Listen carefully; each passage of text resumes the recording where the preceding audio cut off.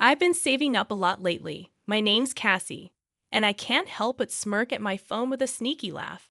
I'm 29 now, married for 2 years, and working hard as a housewife. Some of my coworkers think my smirk is weird, but I can't stop because I'm so close to saving enough money to build my dream home.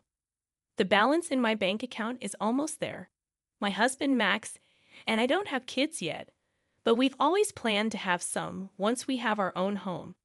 I wanted to stay single a bit longer, but at 27, I fell in love with Max, who's a bit older than me. We work at the same company but in different departments, which can be awkward, but I've stuck with it because finding a new job would mean less money. Now, after a lot of hard work, I'm almost ready to buy our dream home. It's been quite a journey. Life with my husband is smooth sailing, and our savings are growing steadily. We're content with our ordinary jobs and our plan to buy a simple home. Finding joy in this regular life is what makes me happiest. But there's one big hiccup: my relationship with my in-laws. It's the toughest part of being married. When I come home from work to our small rented apartment, seeing my in-laws' shoes at the door instantly drains me.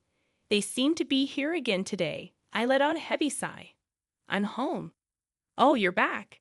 The one who responds isn't my husband, Max, but my mother-in-law, comfortably seated on our cramped sofa. Good evening. Do you always come home this late?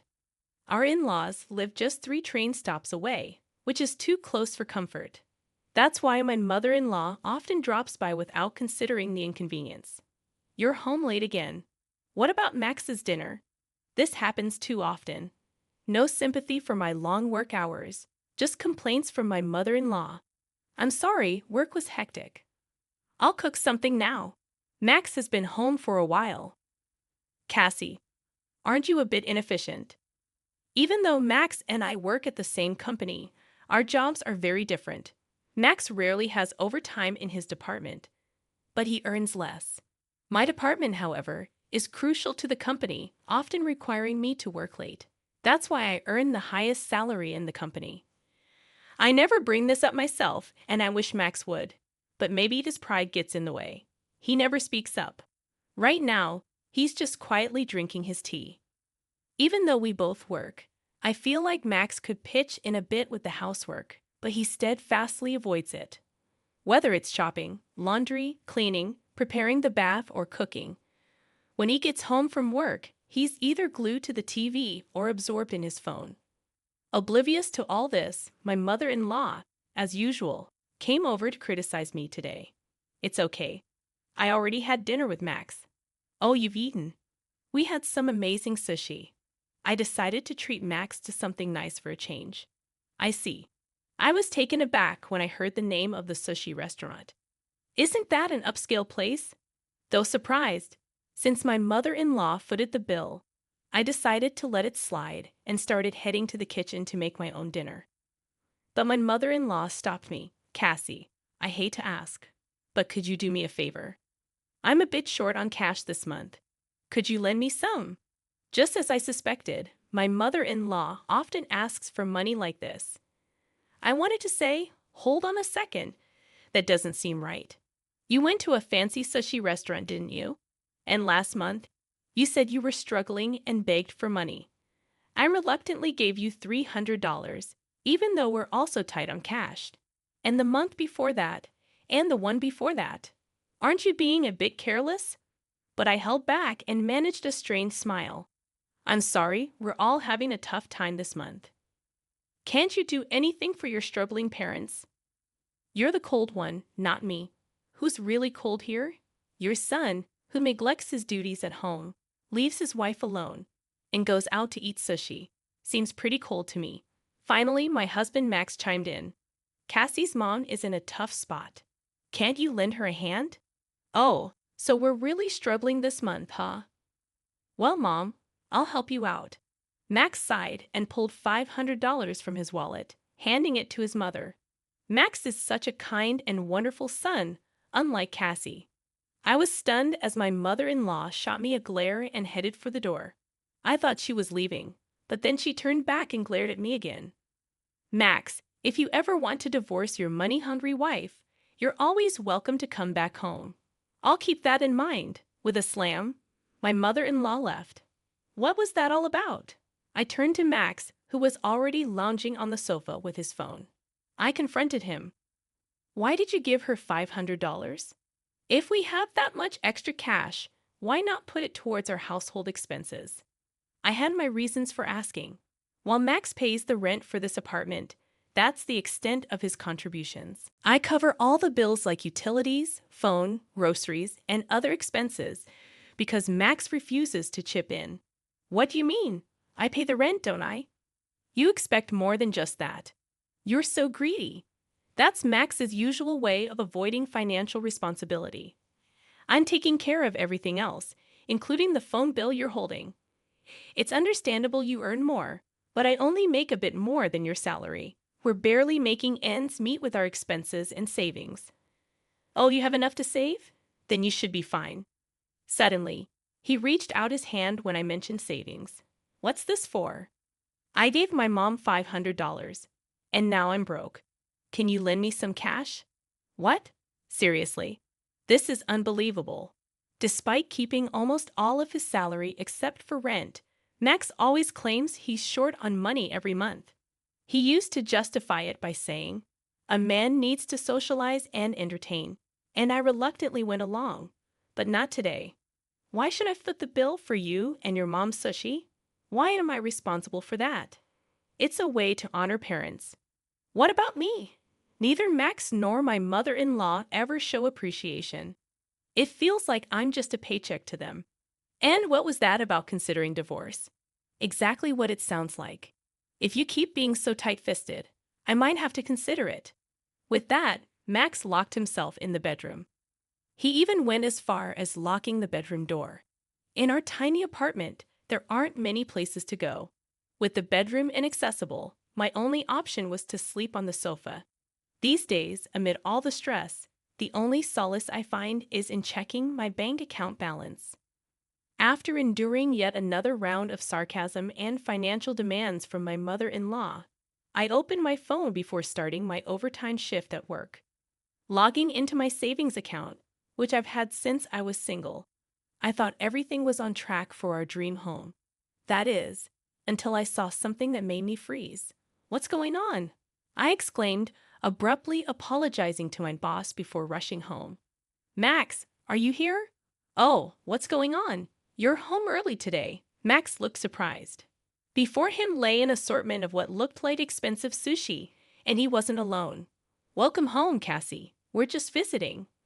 Both in-laws were present, not just my mother-in-law, but my father-in-law too. I couldn't help but wonder why they were here. What's happening? We're having sushi.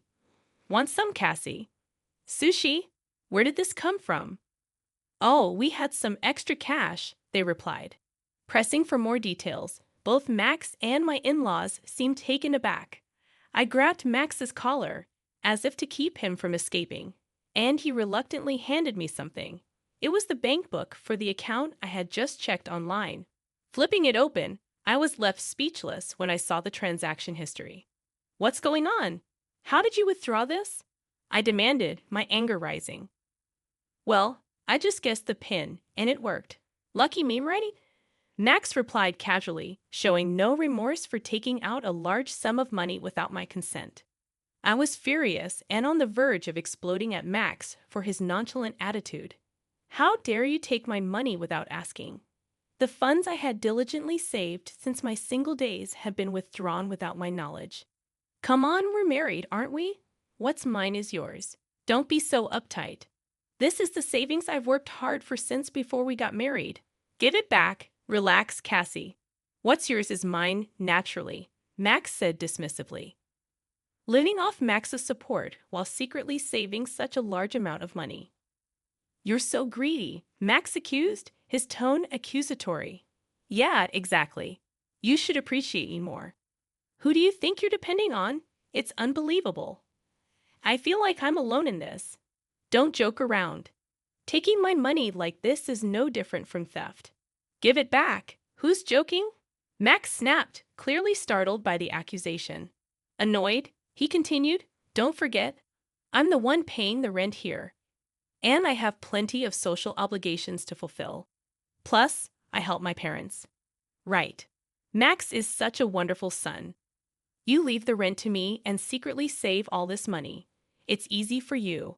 You only cover the rent. You hardly ever entertain, yet you ask me for money while supporting your parents. Stop it. You married into this. It's only right for you to respect me and my parents. What's more, be grateful I haven't divorced you for being so useless, Max yelled, grabbing my hand and pushing me out the door. Hey, no sushi for you. Go cool off outside. I never expected to be kicked out. After standing there in shock for a while, I ended up spending the night in a business hotel. The next day, when I returned home, only Max was there. I was relieved the in-laws were gone. But then Max handed me a piece of paper. It was a mutual agreement statement, stating that if I didn't obey him, we would divorce. What's this? Listen, if you keep complaining, we're getting divorced. If you don't want that, just obey me silently. I'll take charge of the savings from now on, Max declared, flaunting the bank book. Then he got ready to leave. Where are you going? Out for a drink. What? Do you have a problem? Want a divorce? He taunted with a smirk and left. Such a foolish man. Did he really think threatening divorce would make me comply? My love for Max had completely vanished. Besides, did he seriously think there was still money left in the account he emptied? I had already withdrawn it all and moved it to another account. I felt uneasy keeping a large sum in one place, so I had multiple accounts. The bank book Max took was just one of them. I signed the paper without hesitation. Max's attempt at a threat didn't faze me. It was exactly what I desired. Quickly, I packed my belongings and left the house. I spent another night at a business hotel, and the following day, I took a day off work to file for divorce as soon as the city office opened. Then, I headed straight to a real estate agency. The previous night, while browsing on my phone at the hotel, I stumbled upon a property that caught my attention. A newly built detached family home near the station, perfect for commuting. It was almost love at first sight. The exterior and interior matched what I had envisioned. After viewing it, I made the decision to purchase the house on the spot. From then on, everything happened in a whirlwind.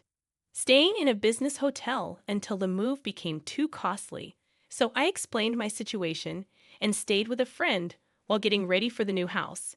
I had to start from scratch with furniture and other arrangements.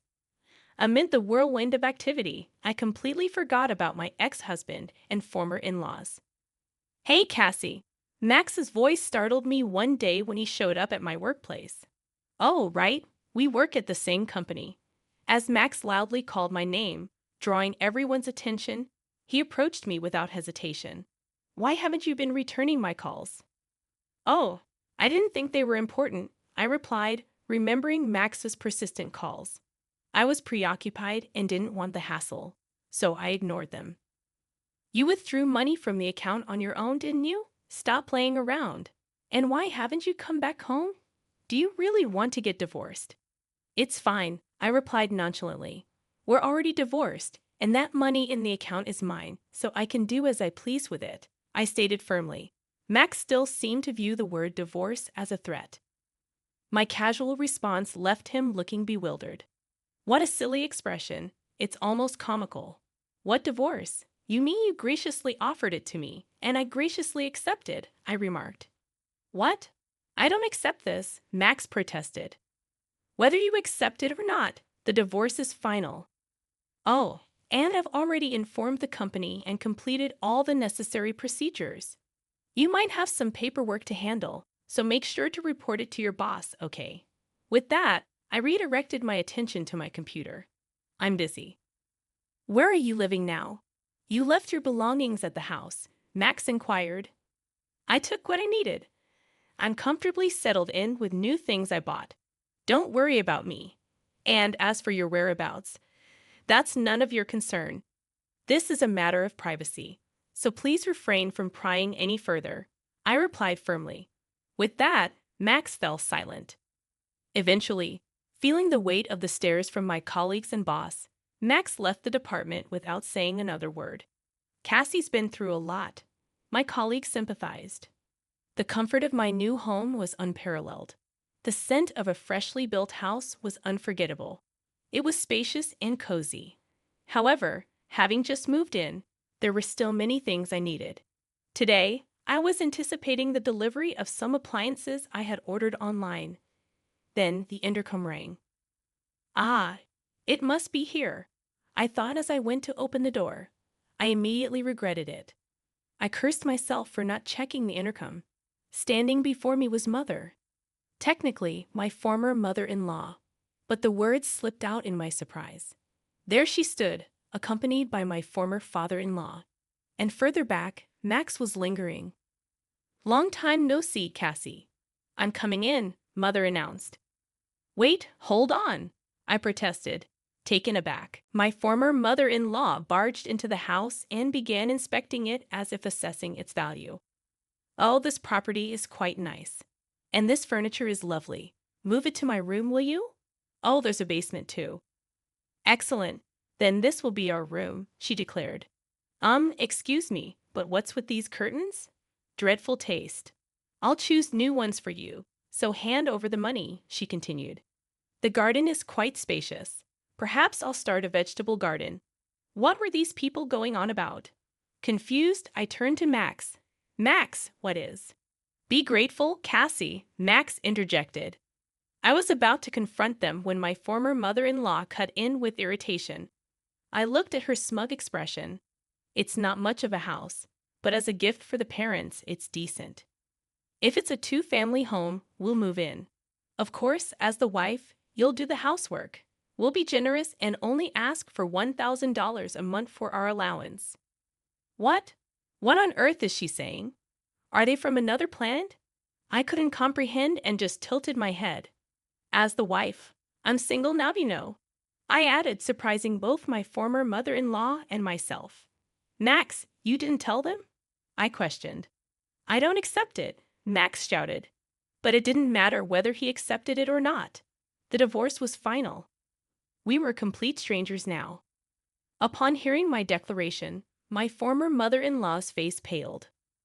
"What do you mean you're abandoning us?" "Your parents. My parents live in the countryside. I was planning to invite them over soon," she protested. "Don't joke around. This house is ours," she insisted. "No, it's mine," I retorted. What was she thinking? This house was purchased with my savings in my name. "Then where are we supposed to live?" she demanded. "I don't know. That's not my problem," I replied, feeling the weight of their expectations. Apparently, they had already sold their house, and the contract was finalized.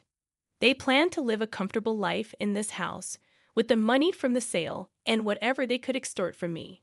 It was a frightening plan. "I don't accept this," my former mother-in-law continued to protest. "But it doesn't matter. We're strangers now, and this house is mine. I won't accept it, absolutely not," I asserted firmly. In her anger, my former mother-in-law ripped the curtains. "Hey, what are you doing? These things I don't need. Such bad taste. This is my house. I'll do as I please," I snapped back. "That's right. What's yours is mine. Everything you own is mine," she insisted. "Listen, I don't accept this divorce, and both my parents and I are going to live here," Max shouted out. "Oh no, this is getting out of hand," I thought, just as I heard sirens. I had secretly called the police when Max and my former mother-in-law barged into the house. Finally, the police arrived.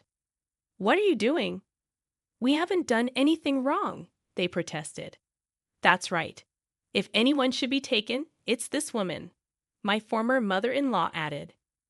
After a scene, they weren't arrested but were escorted away by the police. It had been a tumultuous day.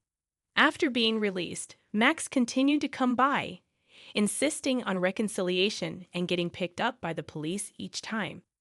He even followed me to work. So after consulting with my boss, George, he received the stern warning. Misusing his wife's savings and assaulting her new home became the talk of the office, leading to an uncomfortable working environment for Max. His resignation seemed to affect him mentally, and he struggled to find new employment.